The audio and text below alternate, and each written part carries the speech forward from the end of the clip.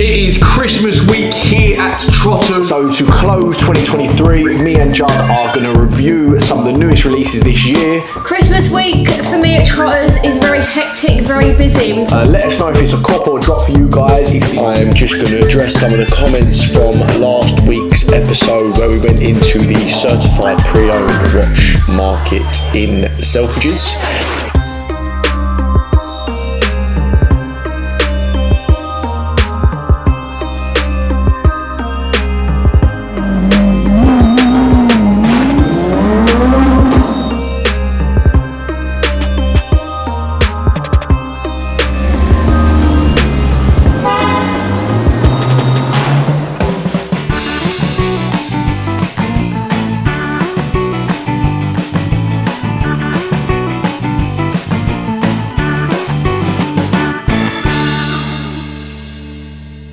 It is Christmas week here at Trotters. We are on Thursday. It's been very, very busy this week. We've been very slow on the DMs and WhatsApp, so we can only apologise. We've been very busy in store. We've sold plenty of ladies' watches, which tells me you guys out there have left it too late as usual.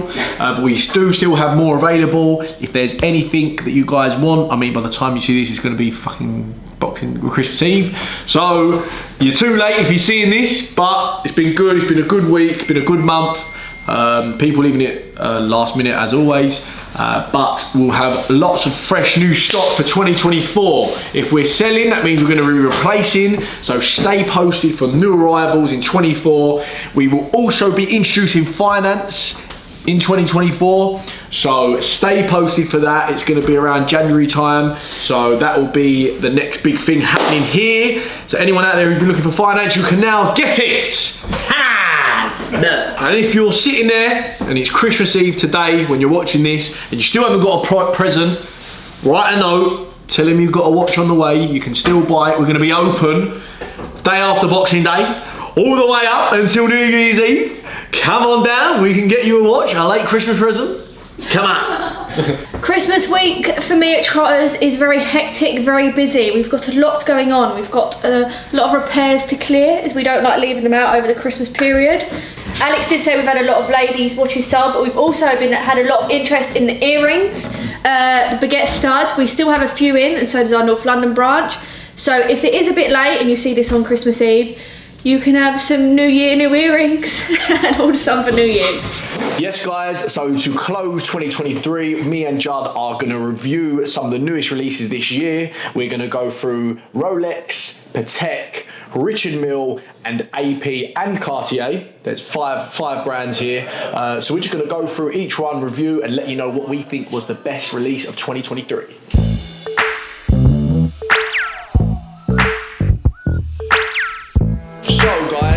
Let's start off with the Rolex Day-Date 36mm. Let us know if it's a cop or drop for you guys. It's the new puzzle dial, which they also do in white, gold, platinum, rose and yellow. For me, it's a massive cop. I think it's one for the future. But let me know what you guys below think. Yeah. So I'm cop, yeah, I'm 100% cop. Yeah. Right guys, next on the list we have a rose gold chronograph Aquanaut with a chocolate dial, the new release. On this particular piece, I'm a drop. I don't like this one. Yeah, massive drop on the chocolate. The blue dial, however, I am a cop. Do love the new blue perpetual calendar. Yeah, and I agree. I'm a cop on that one also. Big fan. Not massive on Le Mans in general for the Richard Mille. This is the new release that they released this year. I'm going to say drop on the Le Mans, although I'm a big fan of Richard Mille. I just don't like the Le Mans in sort of the white gold RM10 either. Right, I'm a fan of this, so I'd cop this because I do like the white ceramic with the green, and I definitely want to see this one in person. Next up, very controversial piece is the AP Travis Scott. Me personally, massive fan, big cop. I love the different sort of like how he changed the perpetual calendar, the moon perpetual calendar into the sort of like the skull moon and all the sort of like crazy fonts on it for the numbers. I'm a massive cop for this one. Yep, I'll cop for this one as well. Travis Scott boy over here, so yep, I'm a fan. We're then going to move on to the Cartier Skeleton Dumont, I believe it is. I mean, for me, I'm a drop. Not a massive fan of the Dumont in general. If it was the new De Santos, I'm a big fan of the Skeleton, but for me, the Skeleton in the Dumont is a no-go. I am drop for that one. I actually agree with you. So I'm dropping on that one as well. I just don't think a skeleton makes sense on a classy piece. So nope. Green, ombre green Cartier. Come on, all day long. All day long. Cop that. Sick watch. Next up is the 2 APs, the Flying Tourbillon Dimple Dials. That is a mouthful. That is a mouthful. I thought it was called Hammer Dials. Who said Dimple Dials? On Hodinkee it said dimple. Right, Hodinkee calls him a dimple dial, so I'm going to call it. It's the AP Tourbillon Dimple Dials. Yeah, listen. Yeah, I'll be honest, I'm not massive on these. Yeah, drop on them too as well. Our opinions, by the way, guys. Yeah, okay, just our opinion. New reference, stainless steel ceramic Daytona. I'm wearing the previous generation. I've actually seen this in person. I like it in black. Don't like it in white. See, I'm not so sure on this one. I've seen some funny memes about this, about like Jennifer Aniston with like eyelashes on and then without eyelashes because it's got the thinner subdials. I haven't seen it in person yet, so I would like to see it in person. At the minute, I'm a drop. Just because of the massive premium right now as well. I think you're paying around the 33 to 35k on one of these right now. But if I see it in person, I might change my mind. You know when someone wears glasses and they take them off and they're like got really little eyes, like that's what they're like. That's what. And I've seen a lot of like memes about that. So it's so true. Yeah, like, it's actually mad. Yeah, that's why I'm not massive on them right now. We're then going to go on to the new Zombie Guinness, whatever you want to call it. It's the new GMTs with the Jubilee in steel and yellow and full yellow. Massive fan of the full yellow. Massive fan. Me and Judd have always liked full gold on a Jubilee. The old vintage used to do it. Was it last episode that we had one in store? We tried buying it. It didn't actually come through. And yeah, definitely want to get one of these for a personal collection. Cop. The still in gold, yeah, cop on the all gold. The still in gold, I'm probably not so big on still in gold, so I'm going to just say no, just because I don't like still in gold. I think I would cop it, but it's just I haven't really got room in my collection for it. But yeah, I don't know if I prefer it to a root beer. Yeah, I think I wouldn't go out my way for it, but if one come up at the right price, obviously I would cop it. These two are interesting. Yep. So we're going to go right. So we've got the blue face rose gold Sky-Dweller. Same again. We haven't had one in store yet, but we had a customer who come in with the watch. I didn't like the sound of it until we actually see it. Mega piece. Mega. Like, I mean, in the picture that Rolex released, it really does do it justice. In person, you need that right light. You do need the right light. I found that in the sort of the shade dark, it all could almost pass as like a stainless steel blue dial from the camera angle. This was only from the camera, but in person, when it does hit the natural sunlight, which we was able to do, the blue dial is unbelievable. Yeah. Massive cop. Only in the sun. He was from Australia, so he's probably always in the sun. But. Yes, I am copping south of France only. We then have the green mint, or however you want to call it, the stainless steel model. Seen one of these in person. We've sold a couple of these on an Oyster or Jubilee. Again, it hasn't blew me away. I'm like a cod drop on this. It's light dependent. Yeah. It looks grey and then it looks green. It's like you really need to catch that light. Yeah, I would have liked more of a... I know they've copied the mint. 41mm green. I would have liked more, like the ombre green in the Cartier, something like that, or maybe like an olive. But yeah, I'm a cod drop on that. Work that one out. I hate to say it on a drop. Really? Yeah, I love green as well. We've had two and it hasn't really done anything for me. Next up, we haven't actually seen one in person. It's the new titanium Yachtmaster 42mm. I just haven't seen one surface. I've only seen pictures. I don't know how it's going to look size. I don't know how it feels. It's a 42mm, so it's going to be a big watch. I don't know if I can really comment because I haven't seen it. I've seen some floating about the grey market about now in late 2023 and they're going for crazy money. Doesn't mean we're going to buy them or sell them for that, but yeah, I suppose I can't really comment on this. Haven't seen it in person. I think Rolex made a mistake. 42mm case. 40mm, I would have considered that watch. Yeah, that's what I think. 42mm. When we've had the white gold ones and they're like wagon wheels. Yeah. It's like you really got to have a big wrist presence to be able to carry that watch off. It's just going to be like a sea dweller, deep sea again. Yeah, and I'm not massive on the deep seas at all. Closing the releases is the final celebration dial. So this is a collaboration of all the sort of exotic colours that they've done on the OP range. So you have the pink, the Tiffany, obviously, the red, yellow, green. I think that's it. all sort of celebrated into one dial. Again, for me, it's going to go back to the same as the Day-Day. I think further down the line, years to come, it could be quite an exciting piece. They've really stuck to like the modern day era with the puzzle, and today with all the colours and stuff. I don't know if I'd own one. Where would you wear that watch? Yeah, I'm dropping because I won't wear it. I do like it. I think maybe put it away for 10, 20 years. But yeah, for me to wear, no, drop. I think it's a fantastic watch for someone who's young. Like, first watch, but not for the price. But I'm saying, like, it's young, it's cool, but like for an adult, I just couldn't take you seriously if you're wearing that watch. Like, 100%. There's something different about that. Like, that's, if you know, you know. That's just like, yeah, why have you done that? It's a bit childish, I would say. The dial is childish. And I like to be different, but I don't know. I think Rolex fucked up there. Cock or drop? Drop. So that is it for the new releases of this year. Personally, all brand aside, all price aside, what would I wear the most out of every single watch we've spoke about today?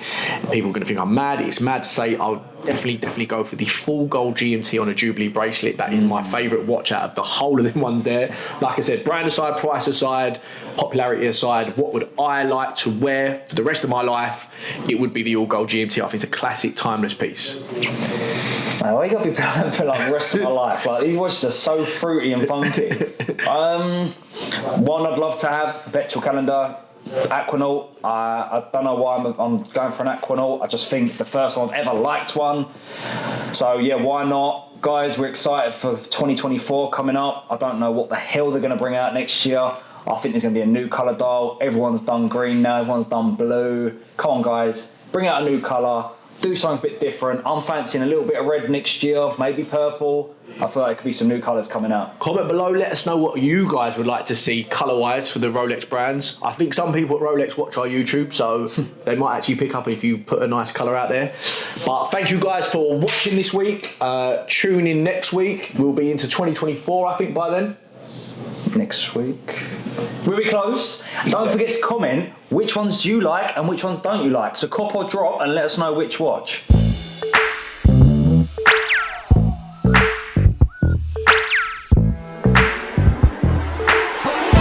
I'm just going to address some of the comments from last week's episode where we went into the certified pre-owned watch market in Selfridges. Just going through some of the comments, I feel like I might address some of the ones that you guys that maybe left. First of all, there was the fact of guaranteeing the watch isn't a Frankenstein watch. We always state before any watch sale if anything has been customized on the watch, so the client will always be made aware if there has been any customization to the watch. For example, a custom bezel, a custom dial. So all our watches that have been customized, we make that very clear before we sell it to the customer, of which the customer will then know what they're buying. If it obviously hasn't been custom set or custom dials or custom bezels, then obviously the watch will be a official Rolex watch with the official parts, as we run our watches through a thorough check with our watchmakers before we buy them to make sure everything is original. The second comment we come across was, well, there's a few comments here just stating that, you know, we're under 1 year of the CPO program, and I'm sure Rolex is evolving the product line / CPO program. We're not disputing that it's not a good idea that Rolex are now doing a second-hand market. That was not what we were saying. The whole point and the whole reason we went there to show you guys was the fact of how overpriced the watches are. In some cases, it was actually double the price of what we sell the watch for. Now, if you're someone out there who only wants to buy from a certified Rolex dealer, then by all means, go to them guys, buy from the pre-owned. We're not saying don't.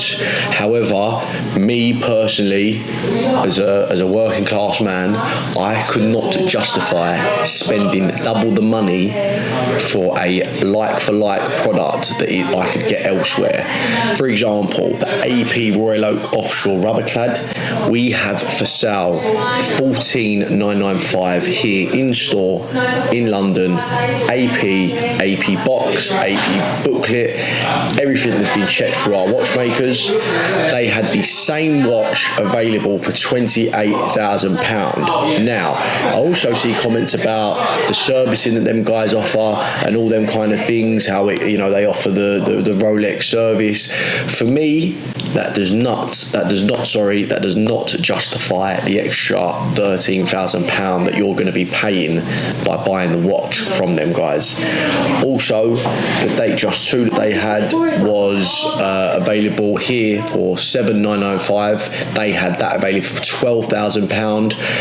I actually felt the watch. I actually tried the watch on, not in the best of condition. So the fact that there's been some comments about you guys saying that they replaced the bracelet if it's in not great condition, I would probably give the watch a 6-7 out of 10 in terms of condition, in terms of how sharp the bezel was on the fluted bezel, how the bracelet condition wasn't sort of fairly tight. It sort of had a little bit of a sag to it. Like I said, we're not out here saying you shouldn't buy from them guys. We're just saying if you're rich enough or money is not a problem and you don't mind paying double the price for a product, then by all means go them guys. We sometimes get grilled here on YouTube from maybe being too expensive, and we're ripping customers off. However, a lot of you guys seem to back the fact that them guys are able to charge double, where we may only be working on 15%, 20% of a watch. Them guys clearly are working on 40 to 50% profit margin. So for me, there is no kind of manufacturer's warranty that justifies double the price of a watch, considering you could buy, for example, the AP from myself for £14,995, the Datejust 2 for £7,995. You could take that watch into Rolex, into AP, you could pay for a full service, polish, replace the glass, all, I'm pretty sure you could get all of that done for under £3,000. So, putting it that way, if you bought the watch from me for £7,995 and you went and spent £3,000 on it with Rolex, you're still going to be paying £1,000 cheaper than what them guys are paying.